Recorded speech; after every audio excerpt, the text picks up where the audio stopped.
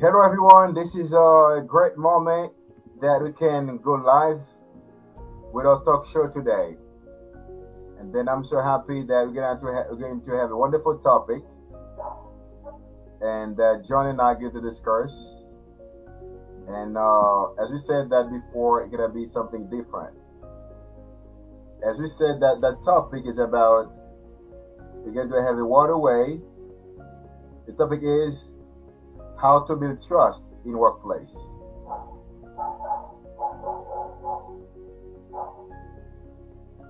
We are going to discuss that. I'm going to have a few questions with John, and after that, going to answer all the questions. And then this is a wonderful moment that how to build trust in the workplace. Before I let John do all the topic, I'm going to start doing saying something about that. And then the question is, everybody say trust. You're going to see exactly what is trust. You might not even be sure how to define trust. So let's start here. When discuss trust, we are talking about being able to have a sense of security and confidence when dealing with someone. Earning a level of credibility that has built up over time.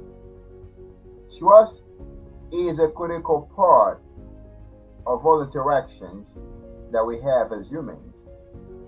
It also plays an integral role in communicating in the workplace. And then the question I'm going to talk today, John going to talk about credibility, the trust equation credibility. John, thank you for coming to our talk show tonight. How are you doing? I'm doing very well, Daniel. Thank you for inviting me. It's always a pleasure to be with you. That's great. And then, as you know, John, the topic is about how to build trust in the workplace. And I would like you now to talk about that. And then we're going to discern for us what does it mean credibility. Please, John, Sure. welcome. Talk about that topic Thank you very tonight, much. please. So, when we think about trust, I want people to understand you can't go to Amazon, you can't go to Walmart, and you can't go to your local food store and pick up trust on the shelf. They don't have it, they never will. And Yes, so it's intangible.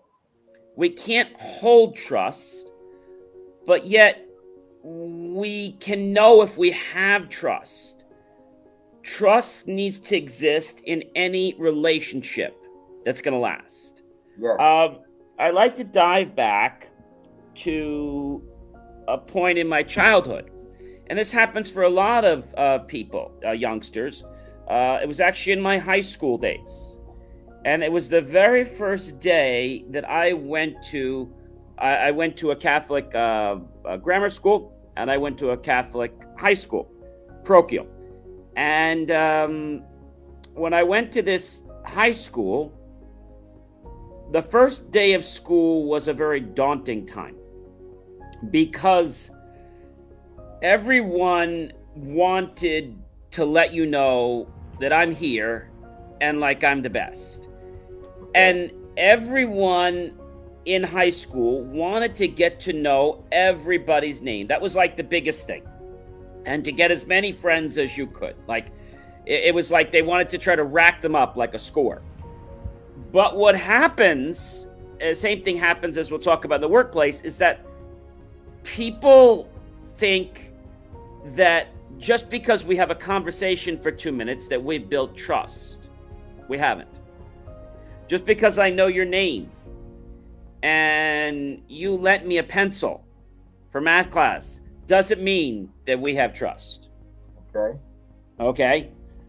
Just because you're in the workplace and you helped me photocopy some pages, we okay, didn't build trust. It's a start, it is a stepping stone. okay, So I like to say start small, grow big. But okay, start small, pico, very, very, very, very, very tiny. okay, So what happens in grammar school is people feel that they need to feel accepted. So trust is a part of that.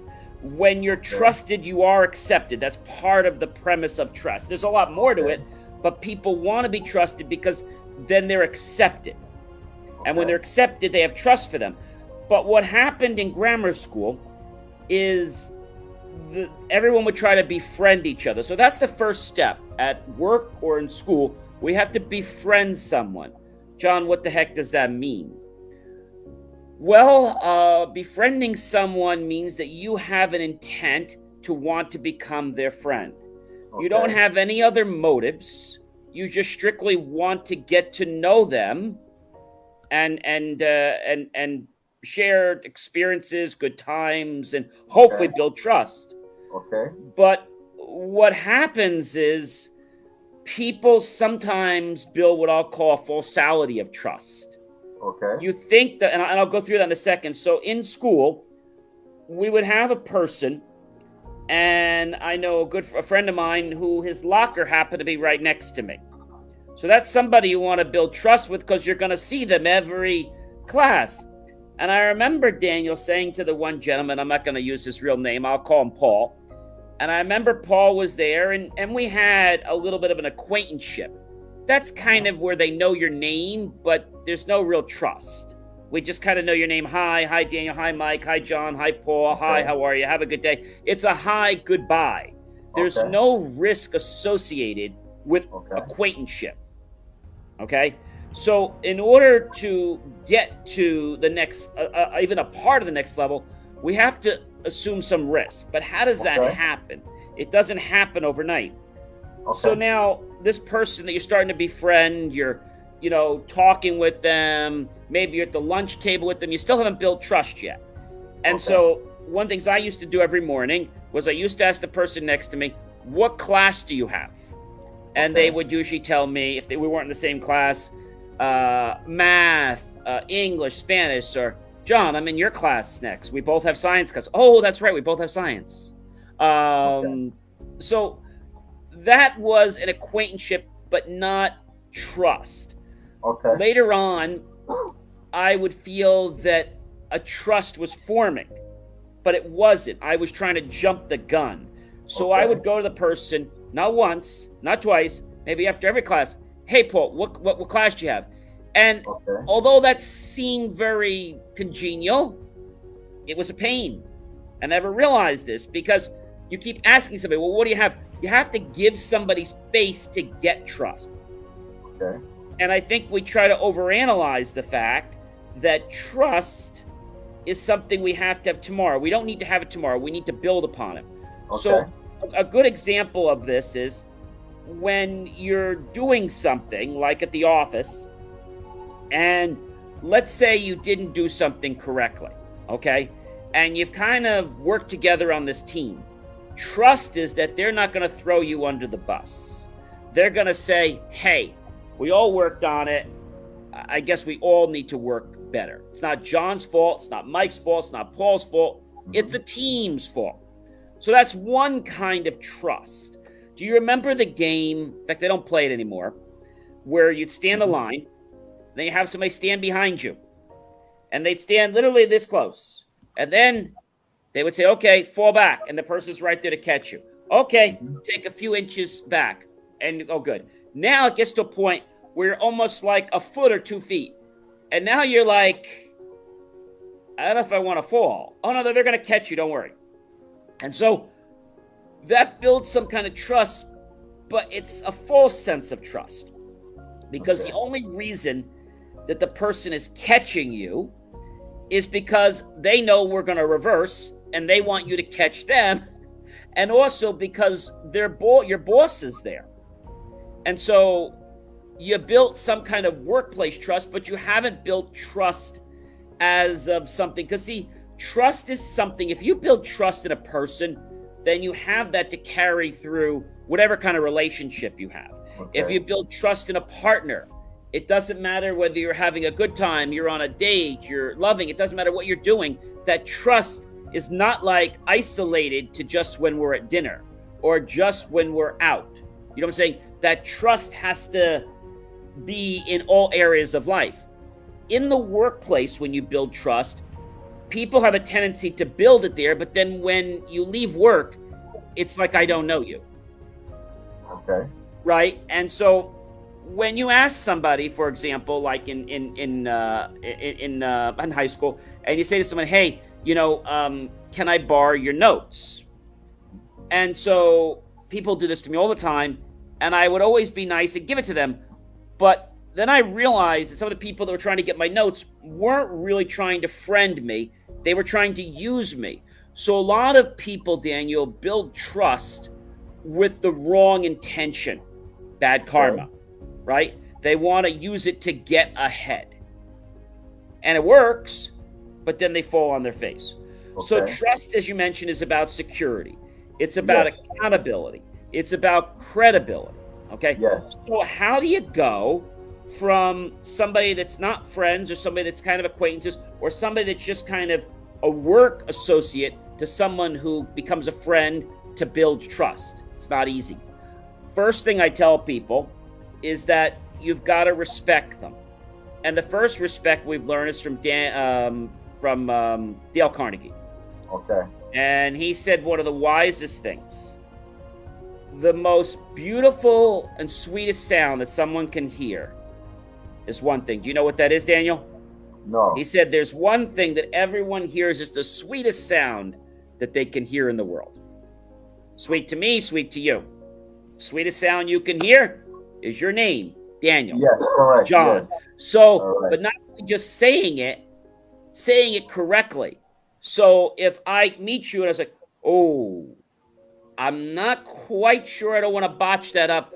Would you say it for me? Oh, thank you so much. So showing somebody that you actually care about their name is just one little step in the right direction. Okay? It's not going to get you to become trust partners. The second thing you want to do is you want to strive to become genuinely interested in the other person. Now, that's a mouthful. How do you become interested in somebody when maybe you're not even interested in them? So you got to kind of fake it a little bit. But the hope is that when you show this genuine interest, that you're going to latch onto something that you're really going to want to stick with. So you have to realize, just like in romantic relationships, the attraction happens physically first, right? Perfume, the looks, body, etc. That's the attraction. But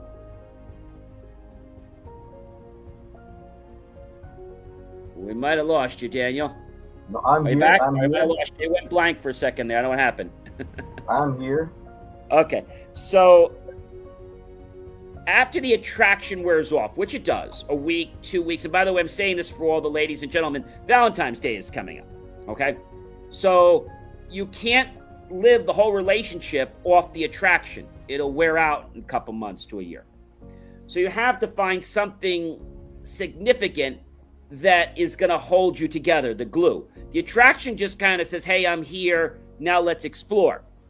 But in business world, when you strive to get to know somebody, and I'll give you a perfect example. Maybe you've gone to a networking event before, and you get these people. And what do they want to do, Daniel? They want to pass out all these business cards. They want to pass out all these cards. And I remember going to one time, a long time ago. It was on a ship. And guy passes a business card to me. I finished talking. I put it in my pocket. While I'm talking to him, another guy comes up to me and says, oh, John, he says, I just want to get a business card to you. I said, can I just give it to you? Because I said, well, I'll be done in a few minutes. Well, all right, just take my card. And I said, sir, I said, I'll be happy to take your card. But if you wait, the card will go in my right pocket. Okay. If you give it to me now, it's going to go in my left pocket. He goes, I don't care what pocket you put it in. Just call me when you're finished. I said, well, sir, you should care. Because all the cards that are in my right pocket, I'm going to personally follow up with them this week. Okay. All the cards in my left pocket, sir, are going to be thrown in the first dumpster when I get off the boat. He thought I was nuts. Because people don't understand that it's not about them, it's about you. So if I'm meeting someone, I'm not important. They are. And so when Okay. I meet someone, I try to find a commonality, right? I tell people never Okay. talk about work or business. One of the first Okay. things you can do when you're at the office, you meet somebody, you get to know their name. Maybe you see Okay. a trophy on their desk, and you Okay. could say something simple like, "Oh wow, it was that from golf?" Yes, it is. My grandfather and I, we were in a tournament. Wow, I love golf. What kind of club do you swing with? Do you have a handicap? And so now you're letting them talk. Oh, yeah, it was an amazing game. Wow, have you ever played such and such? And then you let them talk, and now you got a little bit of a camaraderie, not a trust, but you've got something in common. Now they'll ask you, well, what was your golf experience like? Or what other sports do you play? Well, we should play sometime. Yeah, that'd be great on a weekend or something. And so now you got something, but it's still not trust yet. So after you've done a couple things together, maybe you caught a burger, you bowling, you went golfing, you did something fun together a couple times. Then Okay. maybe it's time to share a vulnerability. Great. Now, I don't say the kitchen sink or the whole house. A small vulnerability. It could be something simple like, John, I have a you know, comment when you finish. I'm gonna have a comment. I'll let you give me time when you're done. Okay. sure, absolutely, you can, sure. Okay. We're going to talk about the two types of trust that you need to know. As I said, that is political trust, and also there is emotional trust. I'm going to go ahead and, and define that, and after John going to keep on. And I say practical trust. What does that mean? This is the more traditional type of trust, and the one and the one that usually first comes to mind when thinking about how to trust someone.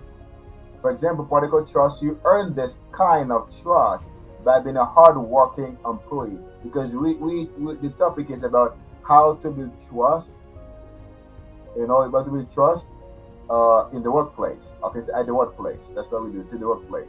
This is the type of topic we are discussing today, John and I. We say how to build trust in the workplace. It's very important. And we said that there is two type of trust. There are practical trust and emotional trust. I'm going to define rapidly, the practical trust.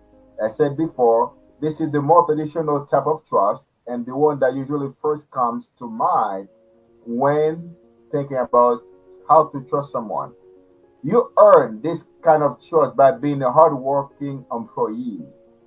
You show up on time, you get your work done and meet deadlines because this is practical trust. When you get a job for the first time and then the boss expecting you to come to work on time, now you start building trust to the boss. And then earning this kind of trust will get you to the reputation of being someone who's reliable and competent. When you say you will do something, you actually do it. Okay? And then this is the first practical trust we show up at work. Be on time and you do things you say you're going to do, you do it on time with deadline. This is the practical trust. And when John is continuing, I'm going to go ahead what we mean emotional trust. Okay, John, you may keep on, please. So, practical trust, and what I want to say here is even though we're talking about the workplace, trust doesn't end. A trust that ends at a workplace is not it's not a full trust. It's just a compartmental trust. So Yes, most people that are in the workforce will never get trust outside, but there are yes, some employees that go above and beyond and they become friends and they earn that trust and they also earn the ability to maybe become a vice president or something yes, because they've taken a risk, because they've done that. So when we talk about that, um, where I would go, as I was saying to you, is that now it's time to be a little vulnerable. And by being a little vulnerable, it could be something as simple as a meeting you're having or what have you, and say, look, when that Christmas party happened last year, it was actually my fault that the tree fell down. You know, it was my dog that. So something like that is not a big deal, but it's not something you want broadcasted all over the office. So usually say, hey, I just want to share this between you and I. And you maybe share something very small.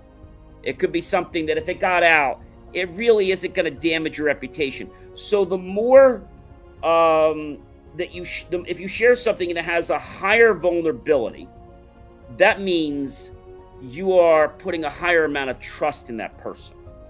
Okay? And this could be in anything.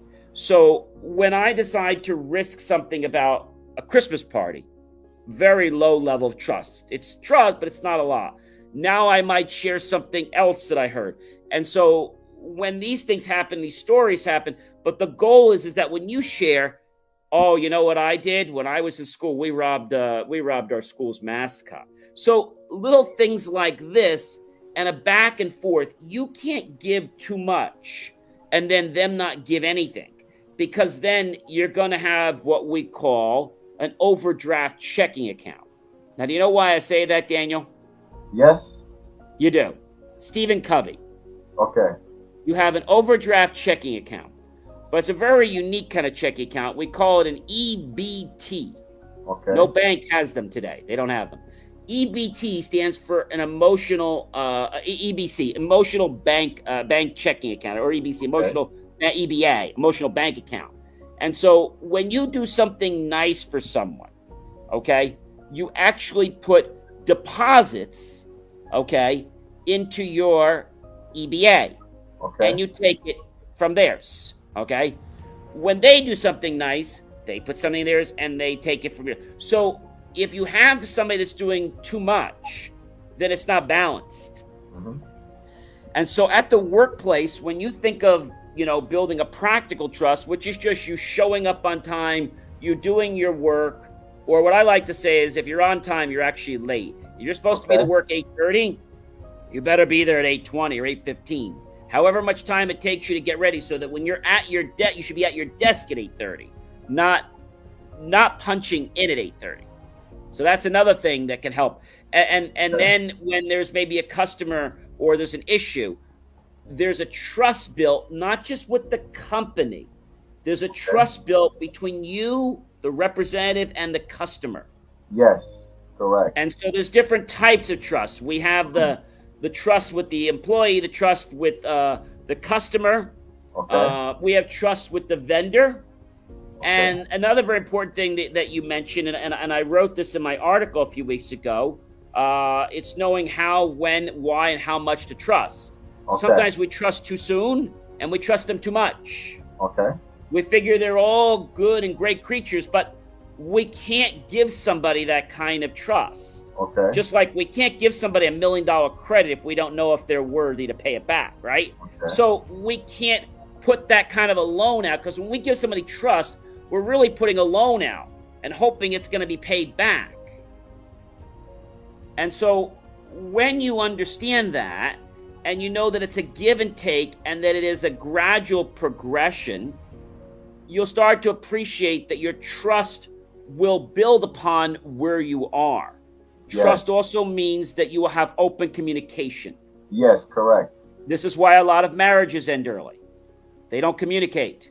Yes. They communicate when there's a problem, but they should communicate 24/7, not just when there's an argument.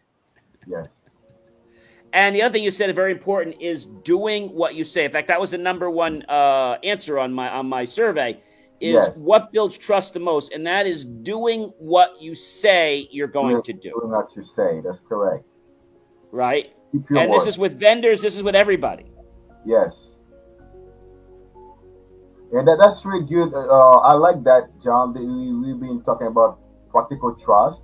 This is very important. I said before that you have to show up on time and then do what you say. This is very basic trust, that when you get a job, you have to show your employee you come on time and you do what you say. And then you say that and work done and meet deadlines. If they about tell you, I need the report today, don't tell him tomorrow. Just give the report today, and then they're gonna be happy about you. You meet the deadline. And then there's another type of trust. We said emotional trust. Mm-hmm. People are less likely to be aware of this type of trust. You create emotional trust by going above and beyond what's expected of you, Yes. creating meaningful bonds with your team. It requires a level of emotional intelligence. You become an asset to the team, and you become a resource that becomes priceless because Yes, you're correct. always trying to help everybody. You're always Yes, trying to be the glue that that keeps the team together. yes, correct, correct. And then that's very important that successful leaders tend to have higher levels of emotional intelligence. So this is definitely a good skill to start developing. Okay? Absolutely. Yeah, if you ever had a best friend at work, then there's likely a lot of emotional trust between you. Okay? You knew Yes. that you had each other's backs. You treated Exactly. each other with respect, and you felt comfortable sharing ideas, thoughts, and feelings that you may not have expressed with other coworkers. Okay? Yep. And then building trust in this way is more complex as it does. Okay? It's more about networking and relationship building. Exactly. And most companies, Daniel, don't want that kind of trust in the force. The reason is that they know that some people, when they do it and it goes wrong, it causes drama. So a Yes. lot of companies say, let's just do what we need to do and keep your personal relationships outside the office, which I Yes. think is a bad thing. Because I think if you have a camaraderie with somebody at the office, whether it's on the assembly line or whether it's in the break room, or wherever it is, just having that person can make your day go by a little better, can make you have a little more lift in your step, and it can keep a smile on your face, and that can keep you more Yes. efficient at the workforce. Yes. And then this is very, very important, John.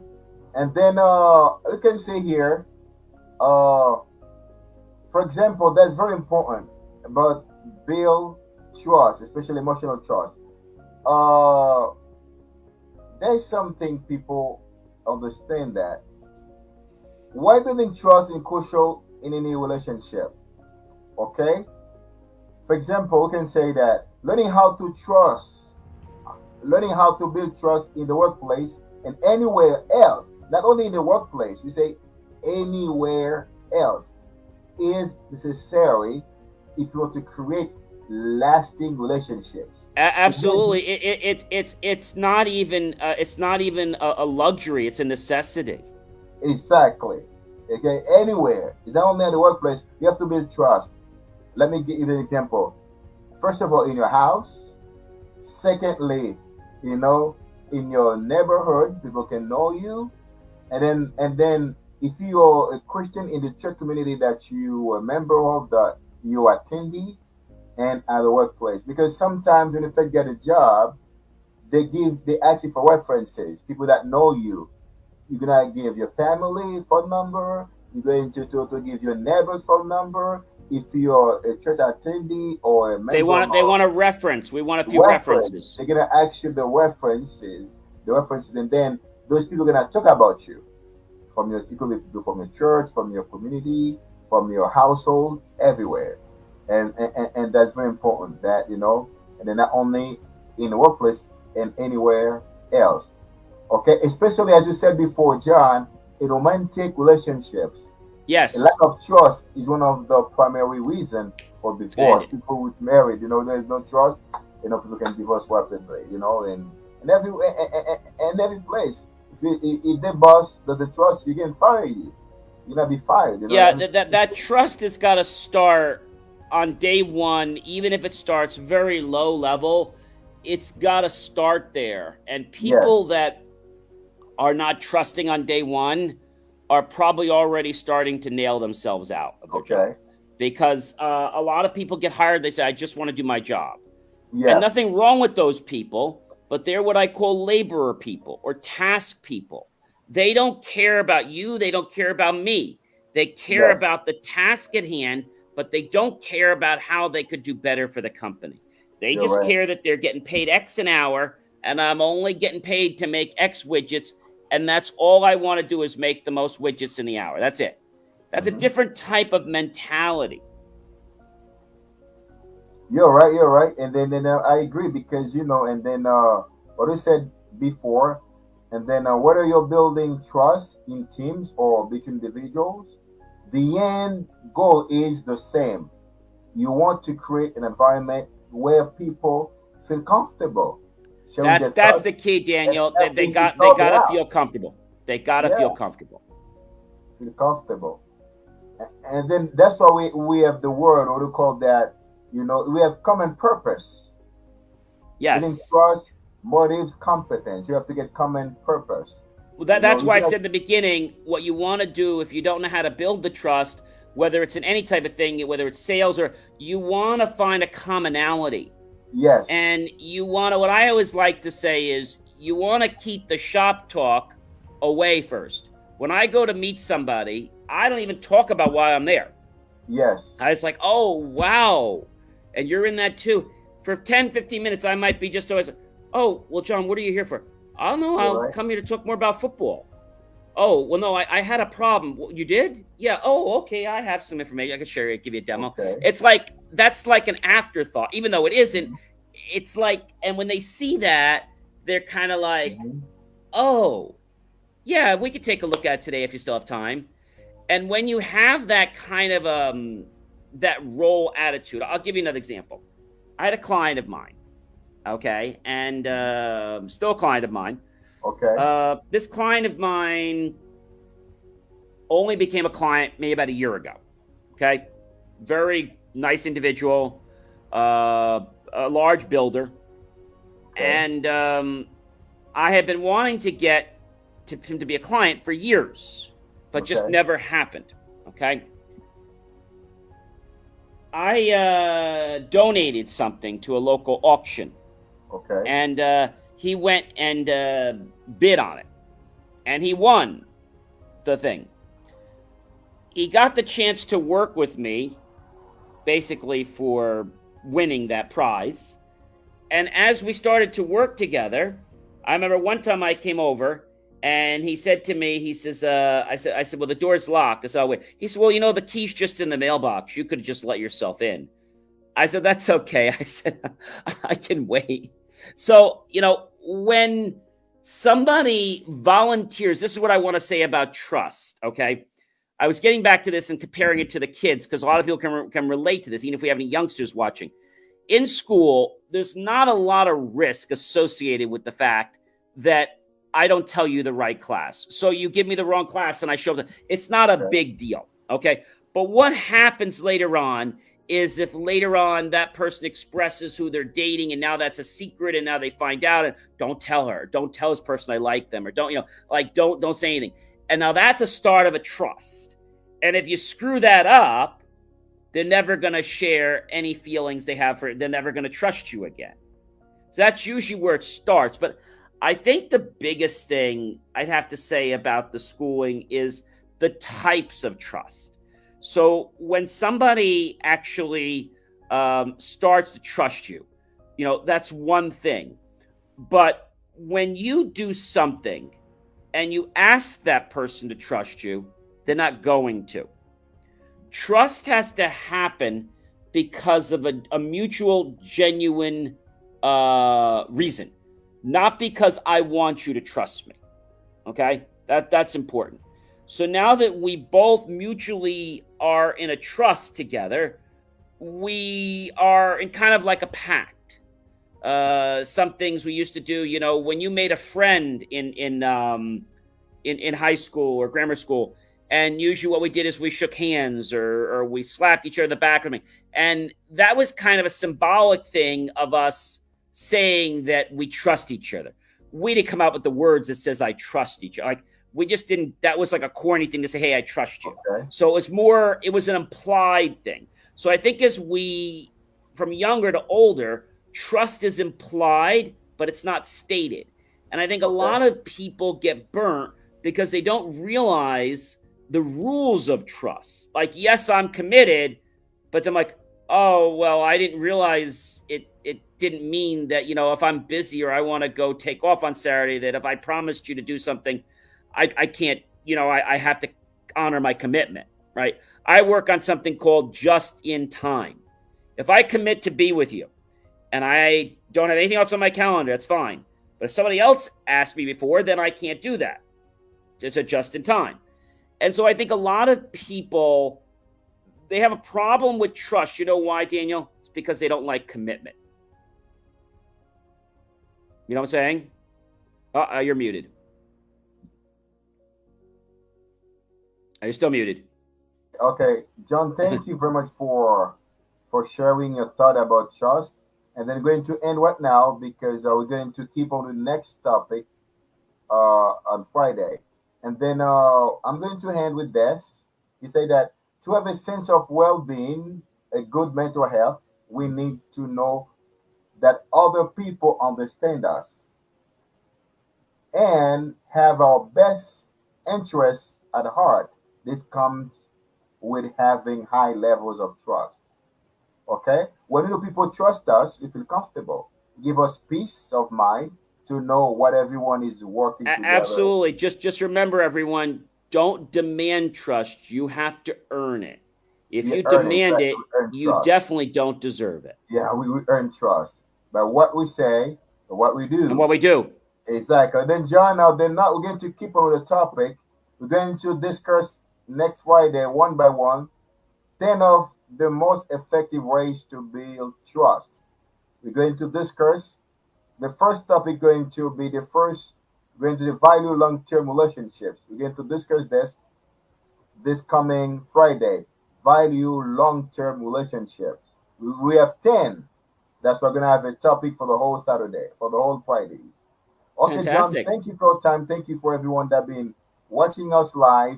It was about building trust in the workplace. That was with us, John, and then he's our guest and Daniel host, and then we're going to keep on this topic Friday. And then everyone, thank you for joining us, and then expecting to have you next Friday again. Thank you. Bye Thank you, bye. everyone. Blessings. God Take bless. care. Bye bye. Bye bye.